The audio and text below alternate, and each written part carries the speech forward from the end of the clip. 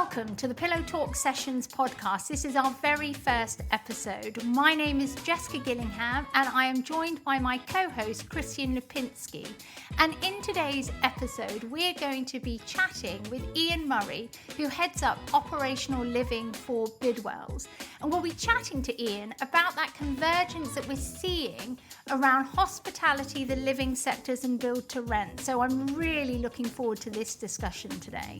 Yeah, me as well. And I'm excited to explore with Iain, how the build to rent sector can adopt hospitality practices to elevate resident experiences, whether it's from improving customer service or, creating a more engaging and community driven environment. Iain, welcome to Pillow Talk Sessions. Really pleased to have you on the show today and looking forward to our discussion. So thank you. Yeah, thank you. I'm pleased to be here. Looking forward to a lively discussion over a few interesting topics. And I think before we get started, Iain, maybe you can share a bit about your professional background and the path that brought you into your current role as head of operational living at Bidwells. Oh, blimey. I believe we've only got 59 minutes, so I better rattle through that quickly. Started off in architecture, moved into facilities management, did a large quantity of healthcare projects, so built those across the whole of Scotland and the north of England. Moved into a large development and consultancy called Gardner & Theobald. Did a large amount of public and private partnerships on schools and hospitals. And then subsequently started doing estates rationalisation. And I spotted the build to rent, or PRS market as it was called, about 12 years ago. It piqued my interest because I could see that it was a capital expenditure project, that people weren't really understanding the operational side at the back end, and that was something I did know a lot about. So I started consulting in that, and 60,000 homes later, here I am. I joined Bidwells in May of this year as head of operational living, covering sort of 9 of our different disciplines. We're a multidisciplinary business. 60 million turnover, 600 people. And I am part of a fairly ambitious growth program that we have to build this business up to being about twice the size that it is at the moment in the next 5 years. Pause. There's a wealth of experience, and I know it's going to add into today's conversation. So I think we should just kick off and right at the beginning here. The convergence of hospitality in the build to rent sectors. How are the hospitality and BTR sectors converging, and what lessons can the BTR sector learn from hospitality industry in terms of enhancing resident experience? Well, it has taken us a little bit longer in the UK to catch up with what is already a very established hospitality approach to residential living in the US. And my former employers, Cortland, who are a leading light, I think, in the US on the kind of hospitality approach to looking after residents in a residential setting. In Britain, we took a while initially really just flipping what was buy-to-let projects into the PRS sector. So there wasn't really much amenity or service levels in the initial phases. And I think over the last sort of 7 or 8 years in particular, as we've matured in that market, the kind of crossover between residential management in its traditional sense in the UK and hospitality in terms of a customer service driven approach to looking after people has very much risen to the fore. And I think now any build to rent developer operator with any kind of metal is really looking at a product that is, servicing people's living needs as opposed to just being a capital expenditure project like it traditionally was in residential development. So, Iain, one of the things that we're really interested in exploring on this whole kind of Pillow Talk podcast series is that how the build to rent and hospitality and other living sectors are sort of converging together, and also how it's really looking at a customer-centric way of doing things, sort of a resident first in a way of doing things.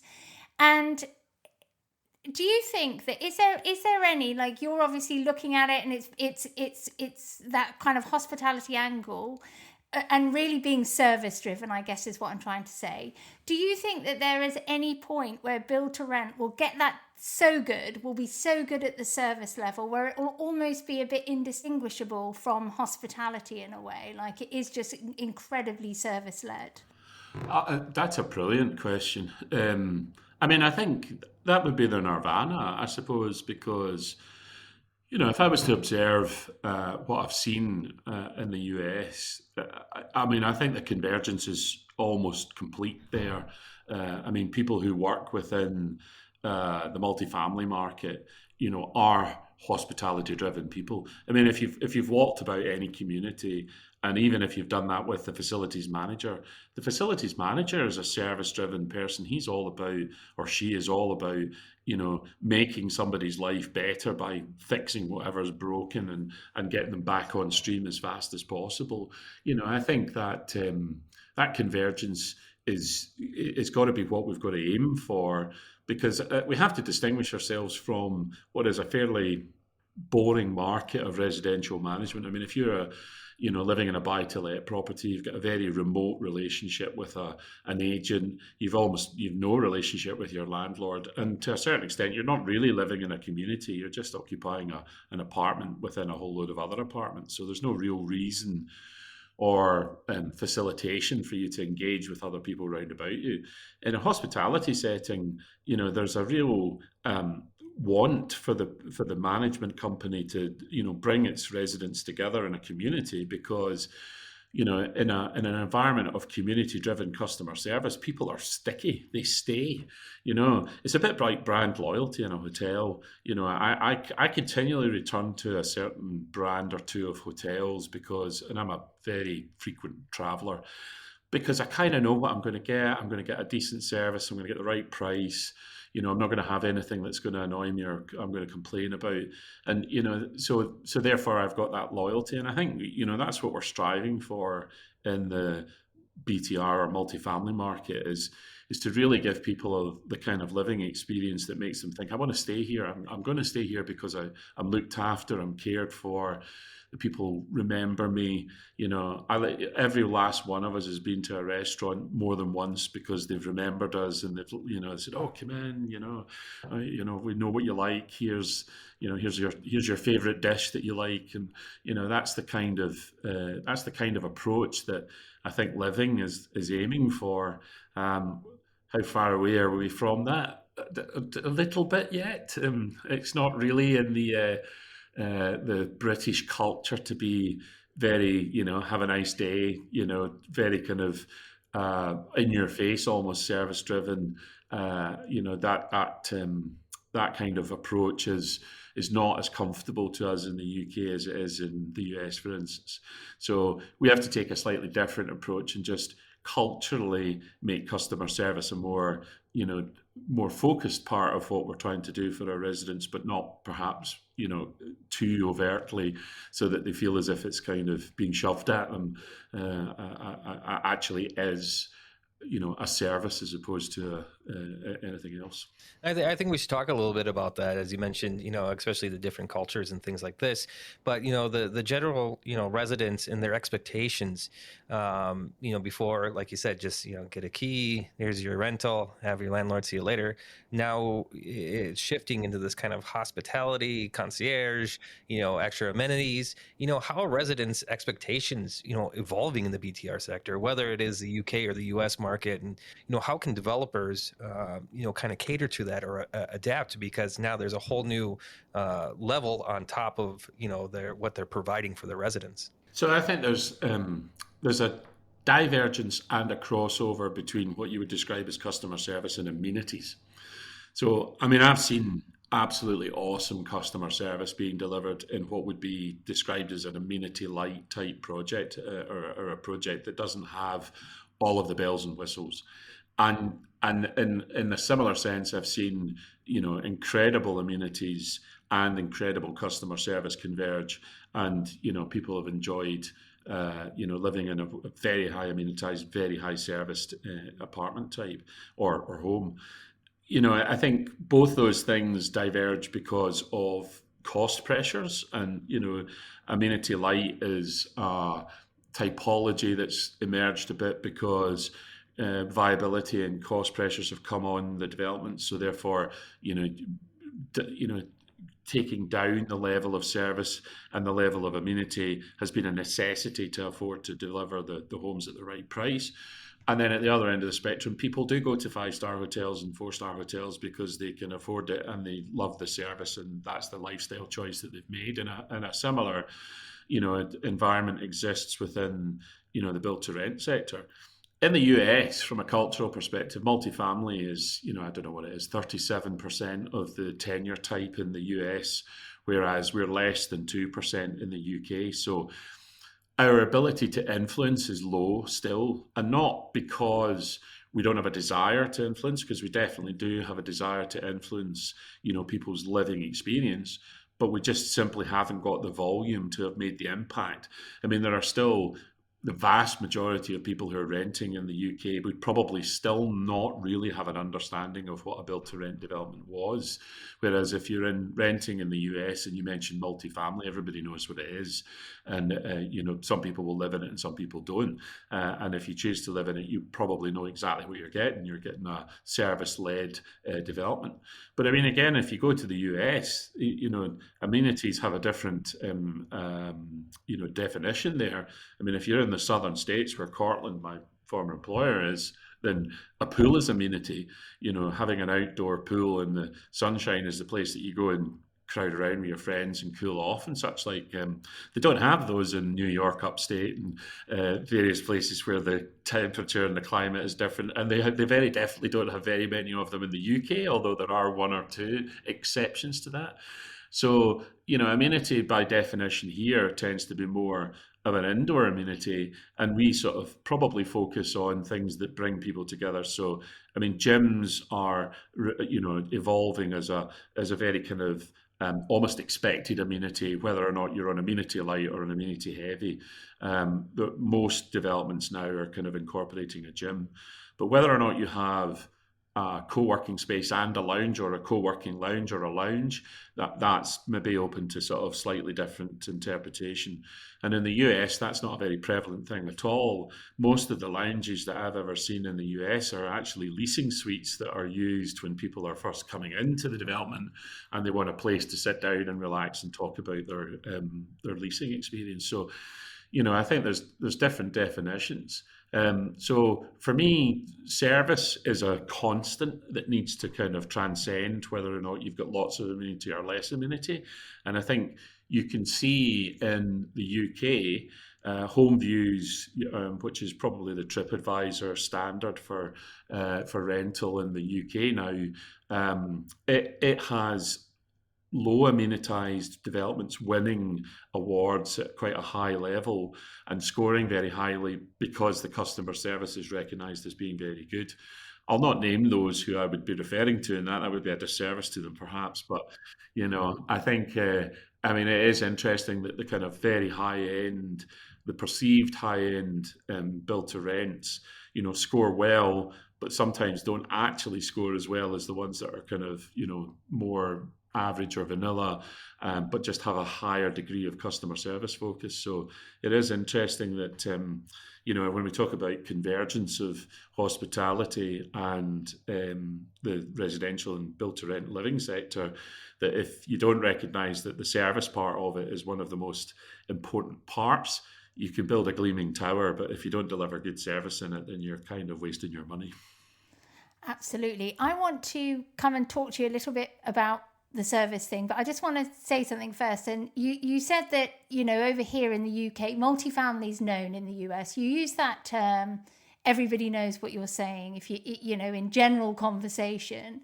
But over here, people don't know what build to rent is. Now, I live in Bath, and within half a mile of where I live, there's probably about 6 buildings going up, build to rent buildings. And I think they're a mix. There might be a little bit of student housing in there, but I think they are build to rent and co-living. They actually have on the boards outside, it does say build to rent. But if I was to ask 10 people, what kind of building are they? Not one person would say build to rent. Somebody might say it's student accommodation, which I actually don't think it is, but they wouldn't know what it is at all. And they wouldn't understand, they wouldn't even maybe recognize that term if it was said. So I just wanted to say something about that, and about that sort of just that education piece, I guess. And it's still a very small, it's only 2%, as you say, over here. So that's got time. The other thing, though, that I wanted to say about, and you made such a great differentiation there between, it's not just the amenities that make it a great experience, it's actually how you feel and how you're made to feel, and that service-driven sort of side of things. But how do operators make sure that they've still got the profit margins that they need, despite sort of putting more investment either into amenities or into the customer service side? With like enormous amounts of hard work. I think, just taking over the last few years between, the pandemic and us coming out of the other side of the pandemic, and then in the UK, a very high inflationary environment, and everything has gone up in cost. Brexit has had an impact. People costs have gone up. Consumable costs have gone up. Construction costs have gone up. So it's harder to make money, because at the end of the day, you're having to spend more of it to do the same amount, so there has been rent growth, and we have to be slightly, cognizant or careful of too much rent growth, because it becomes a political football after that, and people don't like increasing costs at too high a level. People are in the developing sort of build to rent market. The operators are having to work very hard in order to continue to deliver, customer service that people recognise as being excellent. And we've got to also remember, in a nascent industry, there is a continual lack of skills within the sector until the sector itself has grown to a sufficient size to attract people in. So if you're to take your point about people not really knowing what the sector is about, I mean, if you're a university or a college student, are you really making a conscious decision to go and target the build to rent or the multifamily or the living sector or the PRS market, whatever, business to business descriptor we want to use for it? Are you making a conscious decision to enter into that market? You're not likely to be doing that, because you probably don't even know it exists, to be honest. You might recognise PBSA, or purpose-built student accommodation, because you're probably living in a PBSA block, but how much knowledge have you got of the next stage, which is co-living, because there's a very small amount of that. Build to rent, that's probably just a little bit unattainable for you when you first come out of university. So, I think, until we have a more mature market and have done the transitional training of bringing people from other sectors into the build to rent sector, let's just call it that for now, we won't have, that growing base of people to pick from. So what tends to happen in the market at the moment is anybody who's got any real skills and is recognised as being good at their job are an instant target for all the other operators, because clearly they're finding it very difficult to find people who can do that job well. So,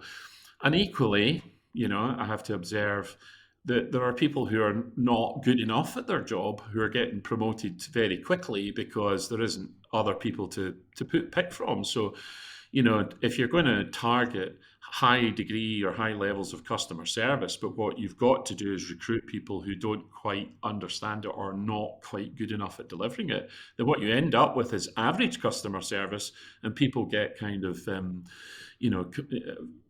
annoyed that they're not receiving the service that they were told that they were going to receive when they saw the big, glossy welcome experience. So, yeah, we're in that point in the market or in the sector where there's lots of kind of fluidity as to how the transition is happening, where people are coming from, how we're growing.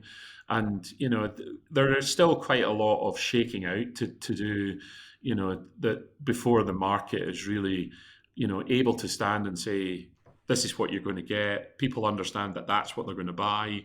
And then the service that they're delivered is what they expected. We're still working hard to do that. And, people who are prepared to take a slightly lower margin to facilitate that by putting more people on the ground are probably the ones that, can expect to be delivering the best customer service, because it costs money to do that.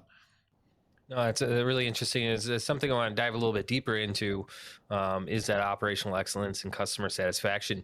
How can technology be leveraged in this instance in order to connect with that group or that residence? Is it being utilized to its highest capabilities now, or how do you see that evolving? So, I mean, let's just take the demographic that we're targeting. We are talking about people who are post-university PBSA, so probably in their mid-20s. And they're going to be with us until they're mid to late 30s, because people are getting moving to the next stage of their life later in life. So let's just say that we've got a decade of capturing people between 25 and 35. As a 56-year-old millennial myself, I am technology driven. I love my phone. I love my app. I love my technology. So, I'm all in, but I've got plenty of peers round about me who are not all in at all. However, the demographic that we're targeting has grown up with smartphones, has grown up with connectivity, has grown up with on-demand services like Uber Eats and Uber taxis and any other kind of, I want it now, so just deliver it to me type experience. So if you're not concentrating on delivering a technology-driven experience for them, I think they'll just think that you're a bit behind the curve, and they will definitely be more likely to target living in somewhere which does deliver that experience. So I mean, at the very basic level, communication is probably the kind of key part that you need to deliver, and that is anything from I know you're coming home later, but the lift is not working, so don't bring a bag of messages with you today, because you're going to have to climb 4 flights of stairs. We're really sorry, but as an apology, there's free pizza in the lounge. If you want to take a slice or two on the way past, crack on. And that kind of simple levels of communication is probably the baseline level of customer service. I mean, right now, if I go into booking.com, I get messages from every hotel I'm going to saying, if you need this or you want that. It's that kind of communication. I mean, the secondary lines of communication or prop tech are the physical things. So, I enter the building by tapping my phone against the keypad. I get into my apartment using my phone. I enter the gym using the phone. I can book a yoga class, or I can book a cinema room, or I can book a private dining room, all using my phone. That's absolutely, right and proper. So that's the kind of customer service driven experience that you would, from a service and enjoyment perspective, you would expect. And then, of course, lastly is something's broken and I need it fixed. And you go to your phone and go, something's broken, I need it fixed. And there is somebody else monitoring that, whether it's based on AI and then it knows exactly where to send the ticket. But, it communicates with you and says, we're on it, somebody's on the way, we're going to get it fixed. By the way, we fixed it, and here's the report of us fixing it. So, yeah, technology is core. I mean, it's just absolutely core. I mean, I don't think there's any of us really walking about at the moment that, if we took our phones off us, we'd be lost round the second corner. I mean, we wouldn't know which train to get off of. So, to a certain extent, and we're old. I'm old, sorry. So if I was 25, I mean, it's like having a limb taken off me if my kids lose the internet. So, it's just an absolute baseline requirement that property technology is integrated and it does its job. The counter to that is, because it's so much of a focus, it's hugely disparate. So, there are a number of sort of key and core systems that deal with, lettings and payments and asset management and facilities management. And those are management, requirements that the business who operate them need and have.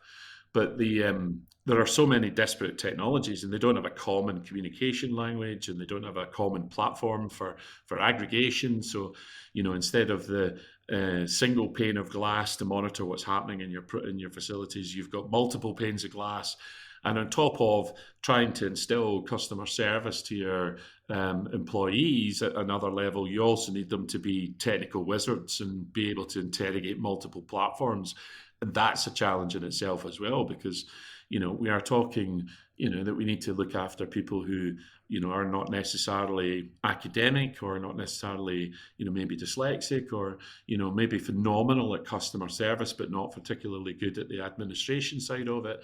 So technology's got such a huge, number of things to satisfy that but it is absolutely, crucial to the success of the industry and how people perceive it. I've got 2 points that I want to come back to, Iain, on what you said. And first is, the technology. And I think you sort of said it doesn't speak that well to itself or to each other, which can make the employees' jobs more difficult.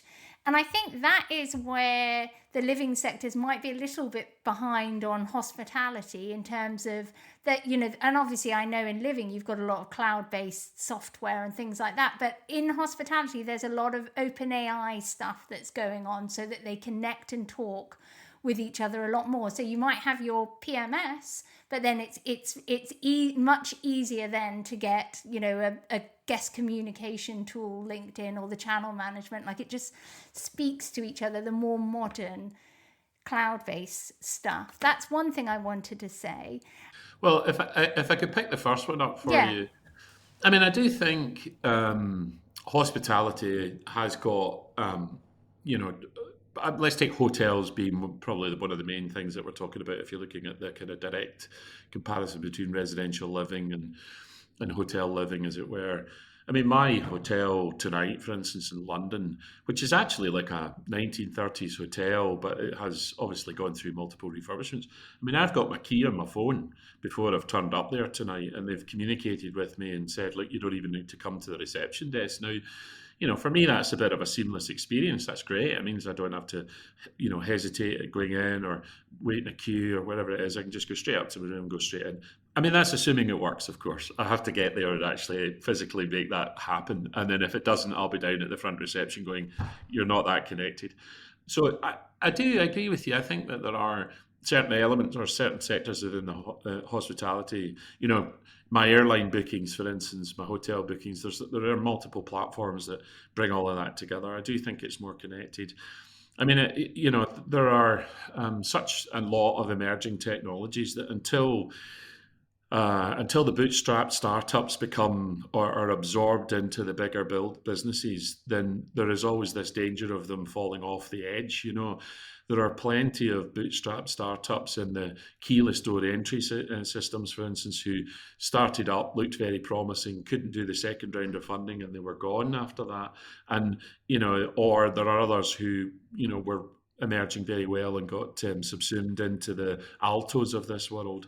And, that's going to take time for all of that kind of technology to shake up and shake around. So, I do think we'll get there. I do think hospitality will influence massively how the build-to-rent sector evolves. And I do think that we'll, see a much more connected environment.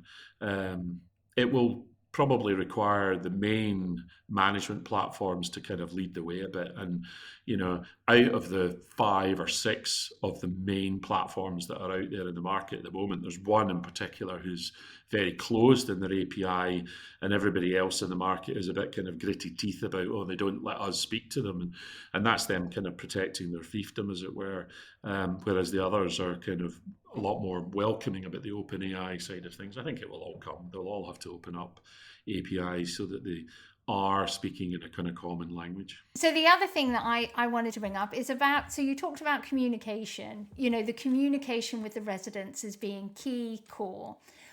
And then something else that the hospitality or hotels have sort of done, and you talked about booking.com, getting loads of messages from booking.com. And actually, parts of hospitality are doing this well, but there's also a real kind of lag there. And it's on personalization. So using technology to really know your not just your demographic, but actual individuals, so that you're able to personalize everything from the marketing of the living product to them in the first place to actually when they're in there, having that real one-to-one relationship through technology. And I wonder where we're at in the living sectors and build to rent on that. I think we are at the first rung of a escalator, not a ladder, because AI is going to make a huge, massive difference to all of that. I mean, even inside Bidwells, I mean, we are now implementing AI within the business to kind of understand how we're servicing clients and how we're looking after our clients. So it isn't going to be long before a resident's preferences, the way that they behave, everything to do with the time that they go to the gym from when they enter and exit the building will all start to be analysed from an AI perspective, and we'll start to personalise what the operators are offering. Now, in the past, all the operators have, kind of guessed, will we do a barbecue, or will we do an event for this, or, will we do a wine tasting, we'll do a breakfast event, or whatever it is. We're not that far away now from actually the AI going, what you really need to be doing is on a Tuesday and the third Thursday of the month is doing a wine tasting, because that's what everybody wants and likes and did. And, that will streamline the customer service, because you won't have to do multiple events that aren't well attended and then staff them up and then suffer a loss on them. Whereas you will do an event and it'll be very successful, and the reason it'll be successful is because it's what everybody wanted in the first place, and the AI will understand that. I mean, I'm giving an example of one thing, but the AI will definitely, it will probably start to tell us when to clean the gym. It will tell us when to heat the water. It will tell us, when to mow the grass or whatever it is. I mean, we are not far away from AI having such an influence on the way that we manage buildings. We're enough of away from it that I can't point to examples of it happening all right now, but we're taking sort of small steps every single day. I mean, we're all very, very used to going on to Google and almost getting personalized search results, because Google knows exactly what we do. It knows which restaurants I've been to. It knows what travel types I use. It knows what websites I like. So my experience when I go into Google is very, very personalized. And, we're just not that far away from everything else following. What scares me slightly is that I hope we don't go down the same route as Facebook, that if I'm sitting in a pub and I talk about, hot tubs, that I'm absolutely inundated with hot tub adverts in my Facebook feed for fortnight, so that's just the way it is. It's listening. It's an interesting time that we live in.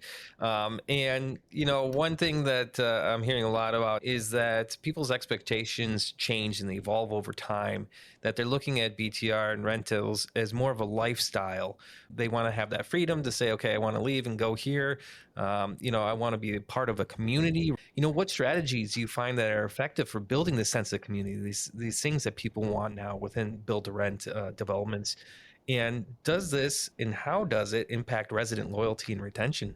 So you probably couldn't have picked a better time to ask me that question, because I chaired an Association of Rental Living event in Scotland where we were talking about community and social value, and we had quite a big debate about it, and obviously did quite a bit of kind of background research. I mean, at the bottom line is it's about stickiness, really. If you create an environment where people are interacting with each other and they're making friends and they're joining groups, bicycle groups, book clubs, if they've got a common interest, they all go walking their dogs together and go and have coffee. You will create a sticky environment. You'll create an environment where people will think twice about moving, because it's moving away from what's making it sticky. It's, I like it here. Everything works, so I'm not basing my decision on the fact that I don't think my apartment is nice or big enough, or that I live in the right place. I'm basing my decision because actually I'm really good friends with 2 or 3 people up the hall, and we all go and walk our dogs at the same time. That is what's making me make my decision. And I made this point in, quite vociferously recently to the Scottish Housing Minister, where people were talking about community and build to rent. So there is a perception that, from the politicians in particular, that what we do with build to rent is that we build big gleaming towers full of yuppies and we stick them in the middle of a community, and then they somehow suck up all the resources but don't actually give anything back. Now, if I was actually describing what a build for sale block does, that's exactly what a build for sale block does. A build to rent community does the opposite, actually, because the operators are generating community spirit by inviting the community in to participate with the residents or to be part of it. So they're having, food nights, or they're having market gardens, or they're doing, talks or something like that. And it is because people make friendships within build to rent developments, they're also going out into the community and eating and drinking and what have you. So I actually think that the community impact of a build to rent development is significantly greater than a for sale development. And we argue regularly when politicians try and give us, or planners try and give us the definition, that it's, this kind of yuppie gleaming tower, when they're not. Actually, they're very, very community driven at all. You layer on top of that two other very, very key issues for this sector, which is social value, which is the S in the ESG. And social value is a measurable thing that every one of the investors wants to know what's happening, because they have to report on it, because their funds have a social value calculation. So we are actively measuring how much social value. So we're giving back to the community. We're doing charitable stuff.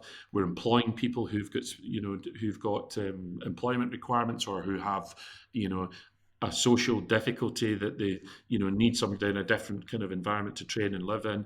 So, social value is a hugely impactful thing that has got a very great focus in the build to rent sector at the moment. And then finally, environmental. I mean, we are probably building the greenest buildings. We're taking the most time to develop carbon strategies as far as existing buildings and new buildings are concerned.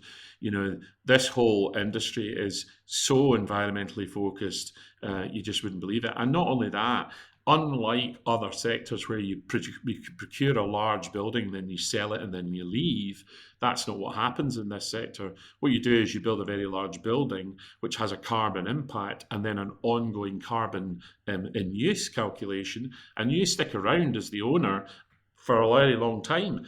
And that's a very big difference. It's much more aligned to the hospitality environment, where, you build a hotel and the hotel operator comes along and they have, they tell you they want you to reuse your towels, which is probably the minimum impact that you could have.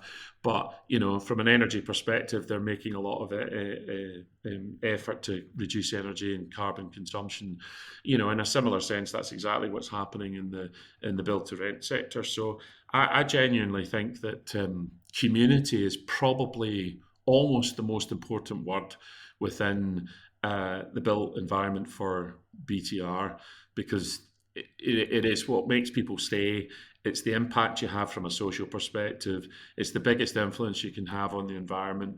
It's what it's all about for me. I think one of the things, Iain, that you've said there is about the sort of the longevity of the build to rent or the living sectors. It's about, and we've spoken to a couple of other guests about the lifetime value, not just of the building, but also of the resident. And that is the upshot, I guess, of community as well. It's really looking at things in that way, rather than transactional, as a transactional kind of, here we are, here's a lease, let's get on with it.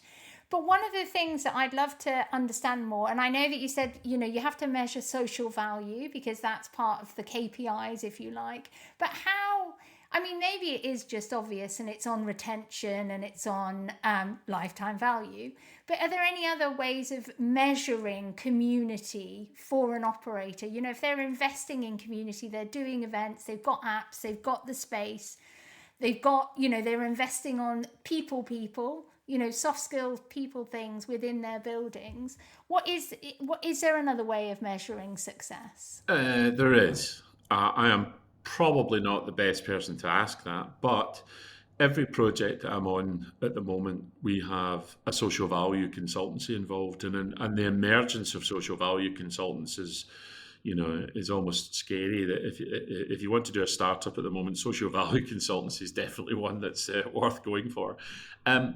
As I understand it, there are multiple metrics, thriving communities and a couple of other social value type measurements. So the UN, for instance, has something like, it's 27 social value metrics that they encourage people to measure by. And one of the operators that was at our event last week was expunging the virtues of the 4 that they had chosen from that list. So there are ways to measure it. There are definitely metrics that people can do. I mean, I think ultimately we're probably going to see social value from 2 perspectives. One is an acceptance of the community of the build to rent community. So the local community viewing the build to rent community as a part of the community. And I think if you see that integration in its full, and people locally are going, oh, we're really happy that the build to rent community is here. They're making an impact on what we do here, and they're not antisocial, and they're not adult students who are just having parties all the time. Then I could see that, and how measurable that is probably quite difficult. But secondly, and probably the simplest thing, is people will just stay longer. They'll be happier to take longer tenancies. They'll move less. Your voids will be lower. Your turnover will be lower. And that stability of community will be something that you can measure. Now, in an apartment environment, people just don't stay much longer than 18 months to 2 years. That's just the standard number. So, there's lots of expressions of we need to give people longer tenancies. People don't want longer tenancies. They want the choice of movement. They're in a demographic where their jobs are changing and they want to move, and their friends are changing. So, we're not going to try and force people to stay longer. If they want to stay longer, they will. Single family housing, that's a different matter. People want to stay the length of time that it takes to take their kids through a local school. So the tenures and the length of tenancies are much longer and much more stable. And, so in the single family housing market, you probably have to work less hard at keeping people sticky because they're sticky for other reasons. Whereas in the apartment living sector and co-living sector, you're probably having to work quite hard on the customer service. Now, most operators now, if you want to go, you can go, as long as you've given a moderate amount of notice, as little as a month or 2 months, you can go. If you're not happy, we're not happy, you can go. So, the idea that people are kind of locked in for long tenancies is kind of gone, really. I think the reason that people will want to stay is because it's sticky and they like it. Yeah, no, I couldn't agree more. I think it goes back to that lifestyle and how our lifestyles have changed, especially over the last 4 or 5 years.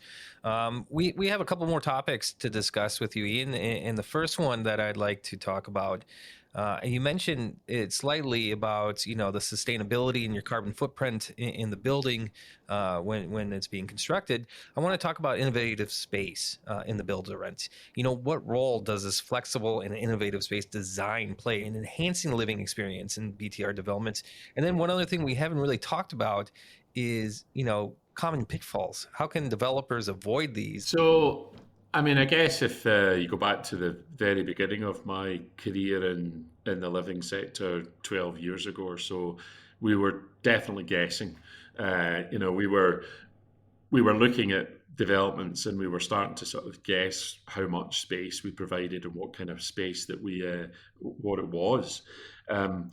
12 years on, data's coming out of our ears, and now, thanks to people like Home Views and others who are doing surveys of residents are going, I like this, I don't like that, I like this. So it's much easier for us as consultants to go along to a client and go, okay, you need to put in 2.4 square meters of amenity per apartment, and here is the list of core amenities that you have to have if you want to command the rents that are going to make your project viable. These are almost scientific calculations now.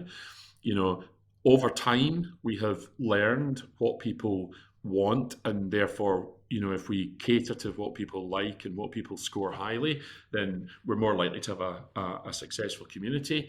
We know the quantity of it that we need to provide in order for the right amount of people to enjoy it, but for the cost to be balanced out. So you don't want to build too much amenity because it costs A lot to build it and B a lot to maintain it. And then from your point, Jessica, earlier on, you have to replace everything that's in it at some point. So from a life cycle perspective, that's not clever either. So it's a balance between capital expenditure, operational costs, and whole life costs that give you the kind of calculation. I've had a phrase, and it was reminded of me last week by Brendan Geraghty, the CEO of the ARL. I've been saying this for years and years and years, and it is build 4 good walls. And the basis and the premise of that is I don't know what people want inside these 4 walls. What I want is a building that has 4 walls, gives them shelter, and is flexible enough that if they want to choose to change what they're doing inside it, then we have the capability of making that change. And I think that is, a tenet that is really valid. It's let's make our best endeavors to design and build something that people want, but let's not be, so arrogant as to think that, we've outthought them and that's what they're going to like, and that come hell or high water, that's what they're going to have. We have got to be able to stand back and go, right, this building's in operation. This isn't being used for the purpose that we thought it was going to be used. What do people want? Now, sometimes we might just ask the community what it is. You don't use that lounge. Why don't you use that lounge? What would you rather have in that lounge where that lounge is, located? And there might be an answer that, we hadn't thought of. That's innovation. I mean, we've definitely seen things like social media booths have emerged, so single pods where people can go and do their own, podcasting. Don't know what that is. And, various other kind of social media activities. Our, community spaces, I've seen probably more people Instagramming in gyms than using gyms. I've seen lots of people in, Guilty. and there's lots of people in the resident, common spaces who are being creative, and they are creatives. That's what they're doing, vlogging and blogging and all sorts of things. So, I am certainly, at 56, I've learned not to predict what the future is going to be, because if anything, my lifetime has probably seen more change than anybody. I mean, the fact that I can watch TV on my phone is absolute Star Trek to me. So, and my kids think it's hilarious that my car self-drives, and that I think that that's amazing. And they just go, but your car self-drives, Dad, that's no big deal, So, we just have to accept that we can't predict the future in its fullness. What we have to do is continually ask people, what is it? Why do you like that? What's changed? What's the next thing that you're interested in? Which brings me right back to the beginning. Build 4 good walls. Back when I was growing up, we didn't even have dishwashers. We had to wash our own dishes, which I think my kids have no concept of that. But also the point being, you need to have that relationship with your residents to be able to ask them, what is it you really want? Give us that feedback as well, that feedback loop. So, super. Well, and also, just to pick up on that point briefly, I mean, if your residents are annoyed at you, so your customer service isn't good, your relationship isn't good, they're probably going to tell you things just to annoy you. They're not going to give you honest feedback when you ask them for honest feedback, and yet you haven't fixed their heating, or they've got a leaking tap or a light that's off, or whatever it is that's just annoying them. If you want residents to genuinely have a relationship with you and give you feedback that is useful, you need to be looking after them. You need those residents to be happy. To quote Brendan Geraghty, happy people give you money, and if you keep keeping them happy, they'll continue to give you money. That's just the bottom line. Rent is your income. As a rental community, people have choice, and they can choose to move very easily. If you've bought an apartment, it's a slightly more difficult thing to choose to leave because you've got to sell it. If I'm renting, I don't like this, I'm off. Oh, it's really interesting. And I think this, final topic that we're covering today kind of circles back to the beginning, how we're talking about the convergence of hospitality in the BTR sector. Within that convergence, we also see, the change in talent acquisition for BTR. How is this sector leveraging talent from the hospitality industry? Are you guys pulling people over from, the hotel side? And what are the skills or mindsets that are most valuable in this crossover? So again, I've used this analogy millions of times. If you're an architectural firm and you need an architect, you go to the architect cupboard and you take out an architect, because that's everybody knows what an architect is. If you want a build-to-rent community manager and you go to the build-to-rent community manager cupboard, it's bare, and you have to go and find somebody else's build-to-rent community manager, or you have to upskill somebody from it or not. translate somebody's skills from another sector. I mean, the hospitality sector is absolutely perfect. Anybody that's worked in the hotel industry, anybody that's worked in airlines or the food service industry, they have a lot of the skills that we need. There are elements of what they know or do that they won't have, and we can train them up on that. But you just have to map the skills. I mean, I've had a conversation this afternoon with our graduate recruitment team saying we're putting out adverts for next year's graduates, and I'm going, geography. I'd like geography graduates, because I don't have build to rent graduates that I can go and get, but I've got geography graduates. And I know for a fact that my geography graduates in here are brilliant build to rent consultants, because they've got all 90% of the skills I need. I just need to give them the other 10%. It's the same in the build to rent management side. You just need to translate the skills from other comparable and translatable sectors. Hospitality. Iain, it's been such a pleasure speaking with you. It's been a really full conversation, and I can't wait to do our co-hosting episodes that we have coming up. But is there anything you'd like to add, anything that's coming up at Bidwells that you would like to make sure the audience knows? We're at the Movers and Shakers BTR Forum. We've got the RL conferences coming up. There's so many sector events and it's all about education, really. We're just trying to educate the market as to what's there for it to build. And the more that we speak to people, I think the more they sort of wake up to the fact that this is a great sector and it's worth investing in. So that's really what we're trying to do as a business. I think that's a great place to leave today's conversation. Iain, again, following up what Jessica said, it's been an absolute pleasure to have you on today. Thank you. It's been a pleasure to be here. Thank you very much for having me. And that wraps it up for today's episode. And we hope that you got some valuable insights into the convergence of hospitality and build to rent, as well as the future of the BTR and co-living sectors. A big thank you to our guest, Iain Murray, for sharing his expertise. Now, if you haven't already, make sure you follow us on LinkedIn for updates and check our website, pillowtalksessions.com, where you can subscribe, and we'll make sure we notify you when any new episodes come out. And don't forget to stay tuned for our next episode, where we'll dig even deeper into this industry with more expert guests and fascinating discussions. Thanks again for listening.